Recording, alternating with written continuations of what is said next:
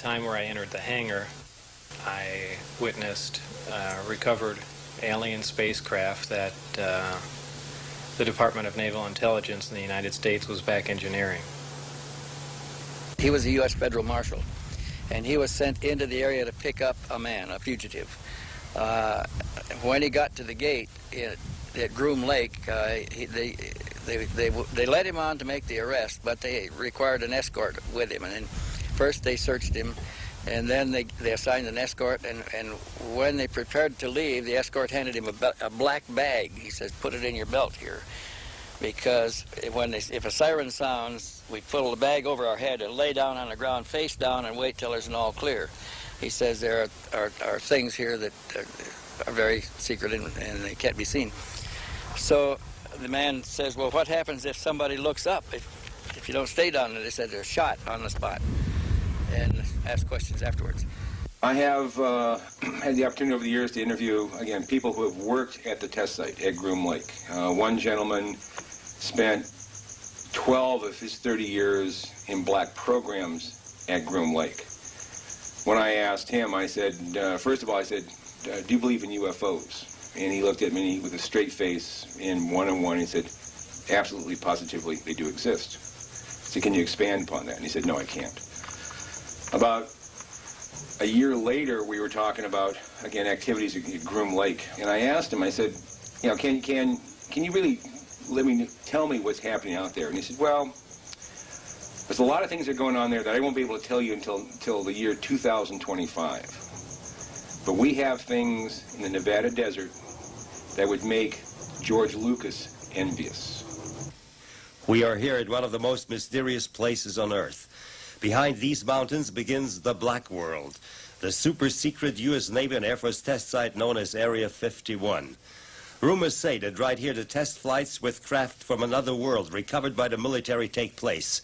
In this film we investigate these rumors, and were at the end able to observe one of those mysterious UFOs by ourselves, right here, near the black mailbox at the desert road to Groom Lake.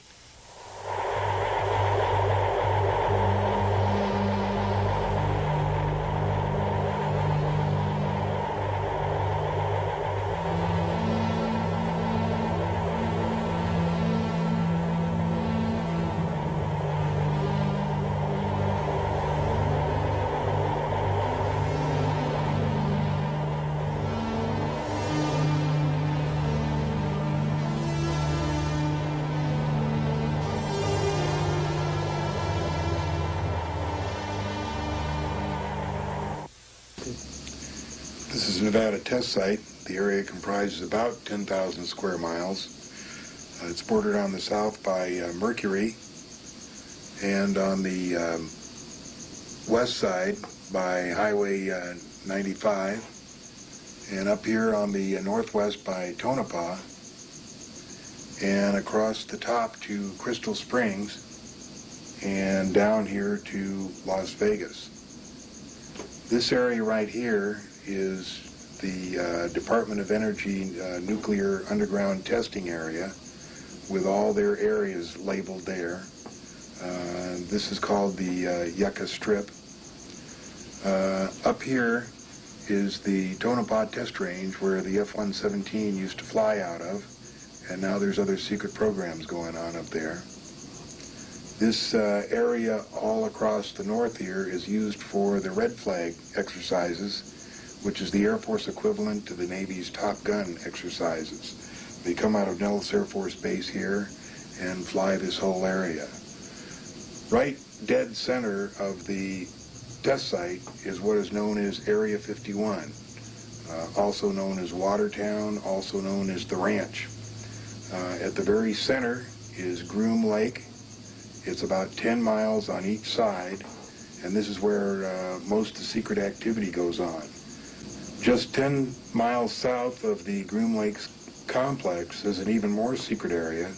This is where the saucers, the discs, are flown, an area called S4. There's 9 hangars inside the mountain, and the discs are flown up the Emigrant Valley, up in this area. They're flown like that. And this is where they can be seen from this road Mailbox Road, which is right here. It's about 14 miles from there to where you see the discs. Up in this area up here is the Tonopah Test Range, and one of the workers up there at this lake right here one day saw a big door open in the dry bed of the lake and a disc come out of there. Area 51 was basically a Navy training base until 1955, when in conjunction with the CIA, Lockheed made a secret test base out of it. And the reason was to test the U-2. In 1959, 60, and 61, they also tested the SR-71 out of there, and it became a perfect area in which to test secret equipment and secret airplanes. So it was, because it was so remote, it was bounded on all sides by mountains, and it was essentially a million miles from nowhere. The security that it provided was just exactly what they needed. After 1960, it became a area to test not only planes, but equipment, machinery, all kinds of secret things that they had. In 1972, there is, according to my research, a complete blackout of detailed information, records, what have you, for a period of 18 months. Nobody knows what happens between the summer of '82 and I think it was summer of '72 and January of '74. There's absolutely no records. They talk to security guards. They don't know what happened there. I don't know what happened there.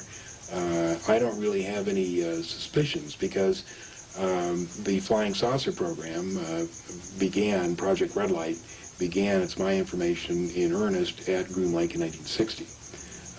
They did attempt to fly one or two of the craft. There was a major accident, and the testing operations shut down for a number of years. The testing operations began in earnest again, I believe, in 1980, 81, 82, around that area. And the reason I say that is because the security increased drastically during that period. And I believe that just south of Groom Lake, which is in the northeast corner of the Nevada test site, is a place called Papoose Lake. It's a dry lake. There's a secret area there called S4, and I believe that that's where they test the saucers out of. My sources are varied, but the primary source being Bob Lazar, who worked on one of the 9 saucers that were stored there. Colonel Stevens, you investigated rumors about the top-secret Flying Saucer investigation project in Area 51. Yes, the rumors became a little more real to me in about 1978, when I discovered my first participant in the changeover of that base to a very special facility where they took up the runway and laid in underground facilities and special laboratories, and then relayed it and reconstructed the base to make it look just like it did before. The material that is now stored at Area 51, I believe, came from the Roswell crash in 1947, a crash at Aztec, New Mexico in 1948, and another crash down along the Mexican border in about 1949 or 50. The residue was first taken to Los Alamos and to other areas in New Mexico under the control of the Atomic Energy Commission, also super secret facilities. They were smaller, and I believe that the real facility was constructed at Area 51 when they modified